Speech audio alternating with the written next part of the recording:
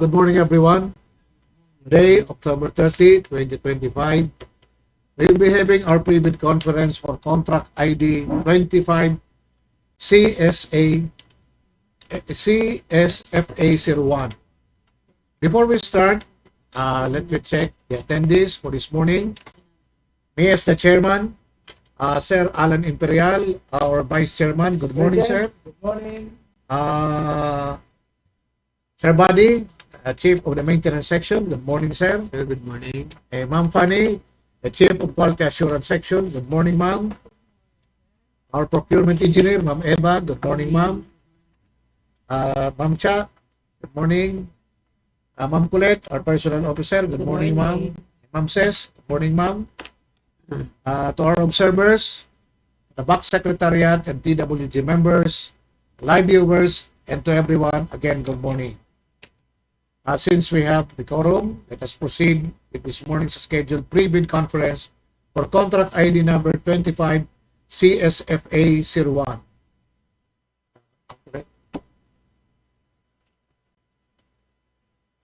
Good morning. Request for expression of interest for the contract ID number 25 CSFA01, Parcellary, Survey and Land Titling of National Roads and Bridges and other facilities Santo Domingo-BUHATAN-CAGRARAY, Circumferential Road, Tertiary Road. The DPWH Albay First DEO through the CAA 2025 PDE intends to apply the sum of 2 million, inclusive of 5% contingency being the approved ABC for the contract. Bids received in excess of the ABC shall be automatically rejected at bid opening. The DPWH Albay First DEO invites bids for the above-mentioned project. Prospective bidders must submit their eligibility documents on or before 10 a.m. on October 23, 2025 at the Bids and Awards Committee. Application for eligibility will be evaluated based on a non-discretionary pass-fail criterion. The terms of reference, request for expression of interest, and eligibility forms are now available at DPWH and PhilJEP's websites. Bidding documents are now available at the DPWH and PhilJEP's websites until the deadline for the submission and receipt of technical and financial proposals. The BUC shall draw up the short list of eligible bidders from those who have submitted expression of interest and eligibility documents and have been determined as eligible in accordance with the provisions of RA 9184, rules and regulations. The shortlist shall consist of at least 3 eligible bidders who will be entitled to submit bids. The criteria and rating system for shortlisting are experience of the firm 60 points, availability of required personnel of the firm 10 points, workload 30 points, for a total of 100 points. If one or less than the desired number, the ABC shall consider to be shortlisted. A bidder must obtain the required minimum or passing total rating of 60% to be invited for the opening of financial proposal and negotiation. The weight for the technical proposal is 65% and 35% for the financial proposal. The procuring entity shall evaluate bids using the quality and cost-based evaluation selection procedure. The shortlisted association cannot disassociate from each other, otherwise its members should be rejected. Neither can a shortlisted firm be allowed to associate with any other firms. Completion of the work is required within 52 calendar days. Bidding will be conducted through open competitive bidding procedure using discretionary pass-fail criterion as specified in RA 9184. Bidding is restricted to Filipino citizens, sole proprietorship, partnership, or organizations with at least 60%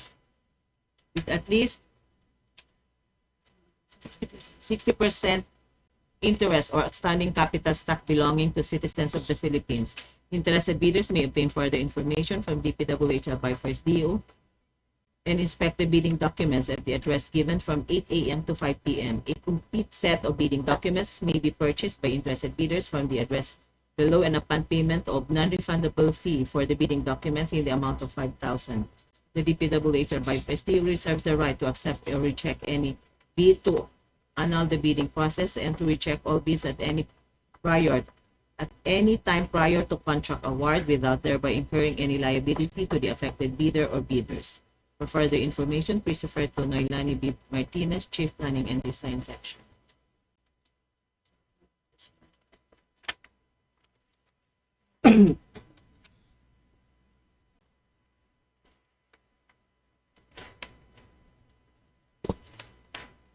Notice of eligibility and shortlisting. The Department of Public Works and Highways Albay First District Engineering Office, hereinafter called procuring entity, has received financing from PDECY 2025 funding source toward the cost of 25 CSF Phase 01, parcellary survey and land tightening of national roads and bridges and other facilities, Santo Domingo-BUHATAN-CAGRARAY Circumferential Roads, Tertiary Road. The procuring entity intends to apply a portion of the funds in the amount of 2 million to eligible payments under the contract for parcellary survey, which the bidding documents is issued. The procuring entity now invites bids to produce the following consulting services: parcellary survey. More details on the services are provided in the terms of reference for the project. The consultant shall be selected and employed in accordance with the quality cost-based evaluation selection procedures as described in the bidding documents. This notice has been addressed to the following shortlisted consultants: ECE Engineering and Surveying Services. It is not permissible for you to transfer this invitation to any other consultant. The bidding documents may be acquired at the back office, Department of Public Works, Albay First District Engineering Office, Old Airport Road, Barangay 40, Cruzada, Legazpi City, during 8 a.m. to 5 p.m. upon payment of an applicable fee for the bidding documents pursuant to the latest guidelines issued by the GPPB. The Department of Public Works and Highways Albay First District Engineering Office will hold a pre-bid conference today on October 30, 2025, 10 a.m. at the back office, Department of Public Works and Highways Albay First District Engineering Office, which will be open to all shortlisted consultants, which is ECE Engineering and Surveying Services. Before we continue, we acknowledge the presence of Sir Mike. Where is that? Chief of the Staff.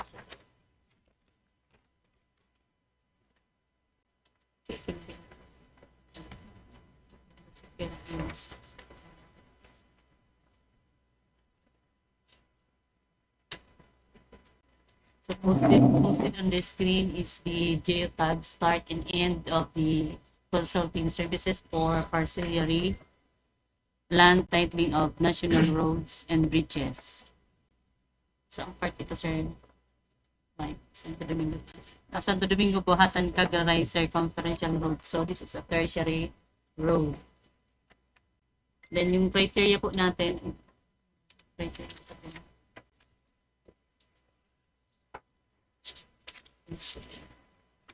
Criteria for eligibility QCB. and QCBE will be the qualification of proposed key personnel, which will be 80 points. The respective weight of percentage of the personnel are the following. For geodetic engineer 2, project geodetic engineer is 50%, total weight of 50%, and junior geodetic engineer 25% each with a total weight of 50%. The score for this criterion shall be based on education, training, and publication, with an equivalent of 30 points. For geodetic engineer 2, the required qualifications are registered, licensed, geodetic, or equivalent, with experience in the field of surveying. He or she must be familiar and adept with the state-of-the-art technologies in surveying and research work.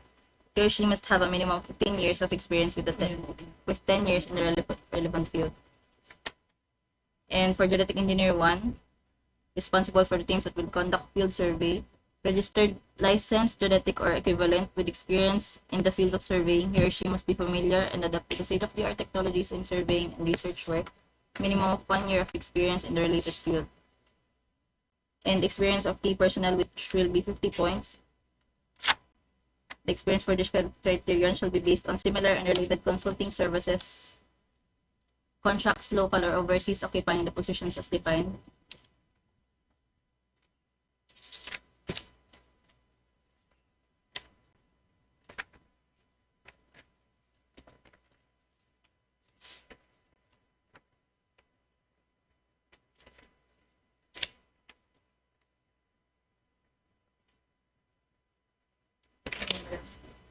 Submit ko na. I-ano mo na.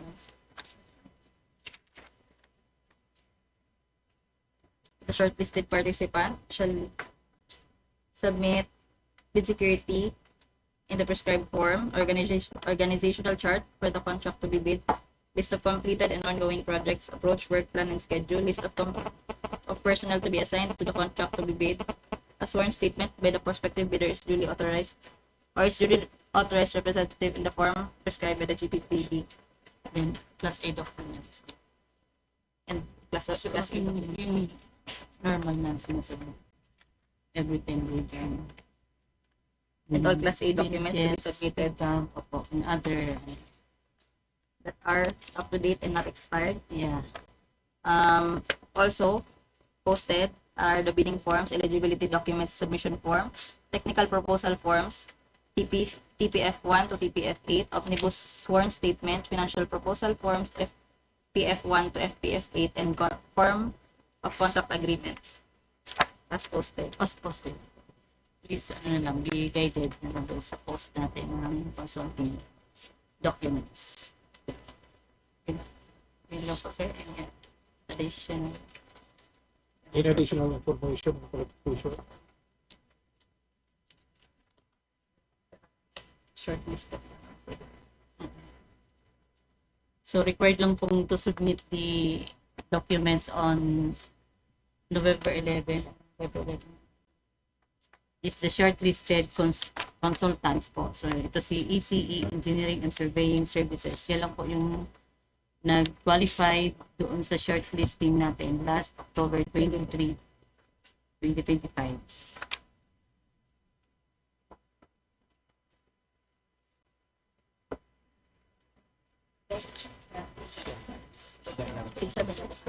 Ay, sasabihin mo. Plus,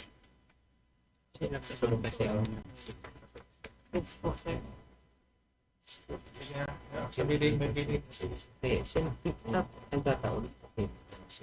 Pasto.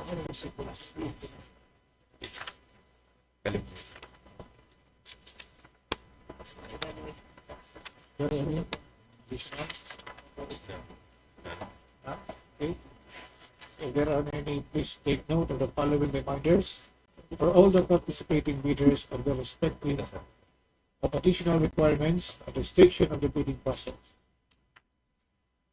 Submission of genuine documents only. All documents